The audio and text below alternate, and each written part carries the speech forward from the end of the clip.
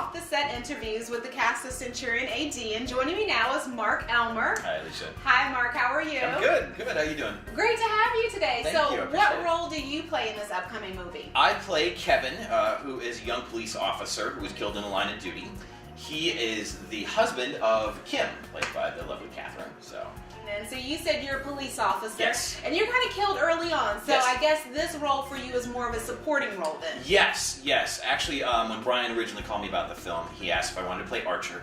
And I said, I think I'm a little too attractive to play Archer. I don't want to outshine the rest of the cast. And then he said, plus, and that's the hard thing about being as good looking as I am. And so he asked me if I wanted to play Aaron. I said, you're going to need a guy that's a little trimmer, not as buff as me. So anyway, yeah, right. So I ended up casting the role of Kevin. I said, that I can do. Guy who's dead, trapped against the ceiling.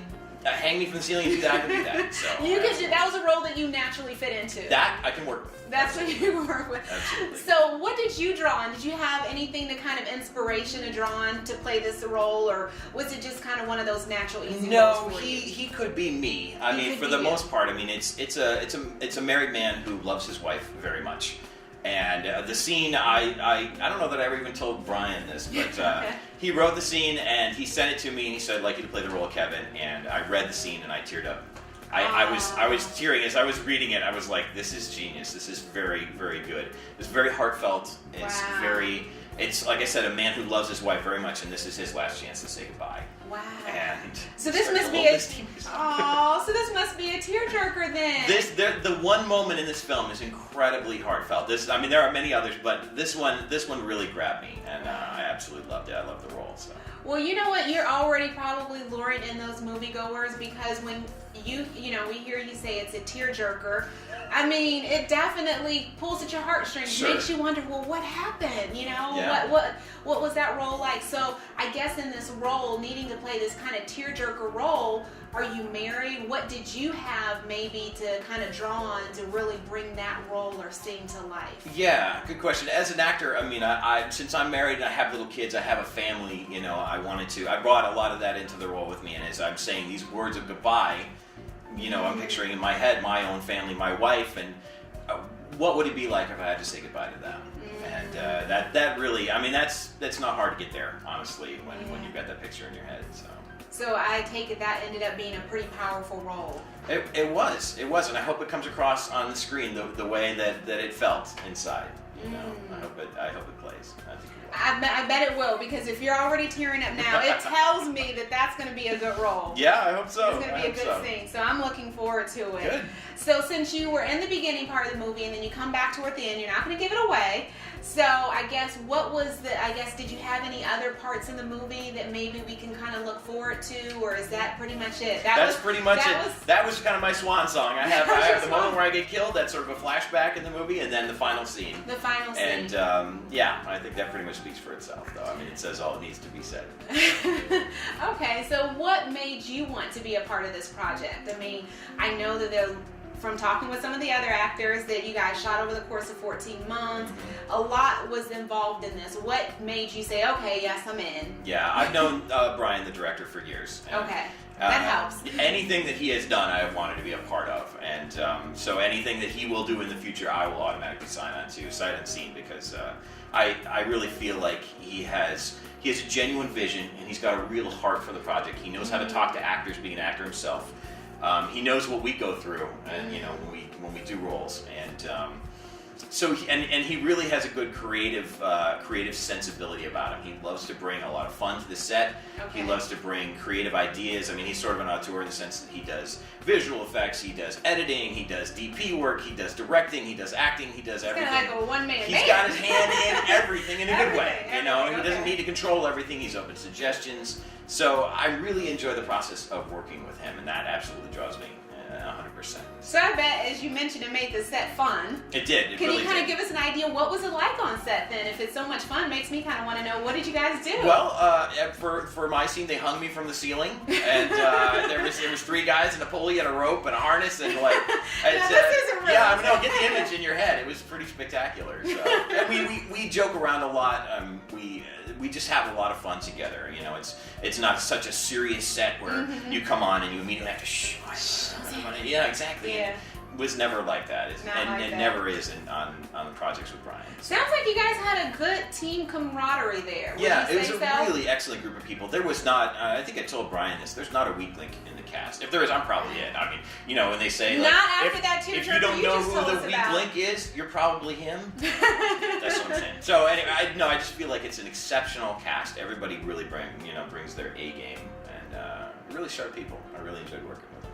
So with an exceptional cast, great script, sounds like a phenomenal movie. Are you hoping moviegoers respond in the same way that you see the movie? Yeah, absolutely. I hope people enjoy the action of it. I hope they enjoy the good effects. I hope they enjoy the tearjerker part, which is just a small smidgen in the movie, my small smidgen in the movie. But I hope people really enjoy the heart and the idea and the family aspect of it too, which is such a strong part of it. So. Having a family yourself, just saying the family aspect, does that make you glad that you can take your whole family to go see the movie and not leave? I can't.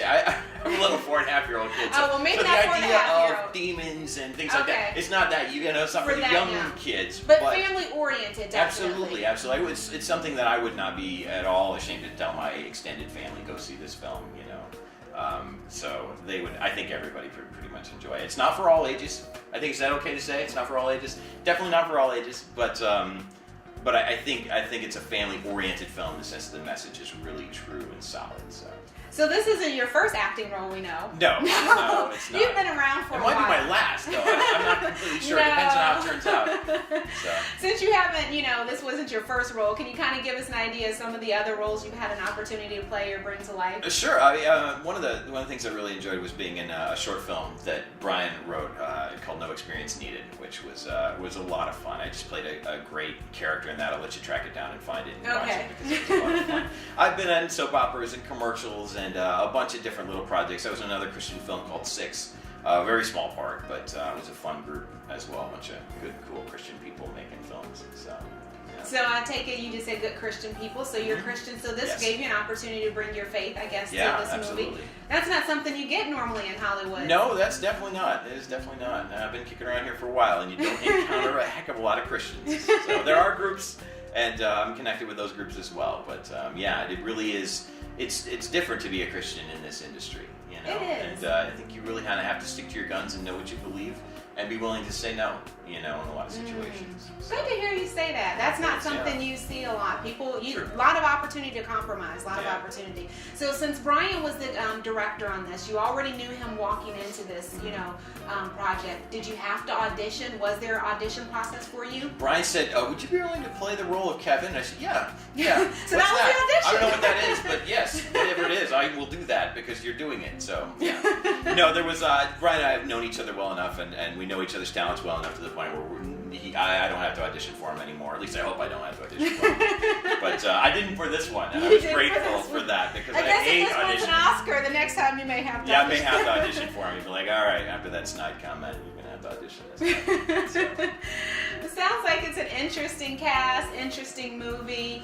What do you think will be the response from moviegoers? I think it's going to possibly be released around Easter. Mm-hmm. Do you think it'll be maybe as big as some of the other faith-based movies? We've had some like, Fireproof or even The Passion of the Christ, which was probably the biggest. Yes. How do you think it'll measure up against some of those? I don't know. It's a smaller film, a smaller budget than either of those two, but I think the heart is there, and I think the talent is there. I think unfortunately what I've run up against is a lot of films that are Christian or faith-based. They don't have. They feel like it's less important to put time and energy into story and into talent involved in the film. And I think that Brian didn't skimp on either of those things. So I think that it's going to be a very, very strong contender. I think that it's going to be a film for a lot of different people, for a very broad audience, and I think people are going to really enjoy it. Makes me excited already. Oh, good. You should go out and see it. I definitely plan to. I've gotten a really good glimpse from you and some of the other actors, so I think it's going to be a good one. So, hey, we need to go check it out when it comes out. Well, it's so wonderful talking to you, Marc. We enjoyed it, and we look forward to seeing you in the upcoming movie as well. Absolutely. All right, that was Marc Elmer, who is in the upcoming movie Centurion AD. If you want to see him and the rest of the cast, you'll have to check it out when the movie releases later next year.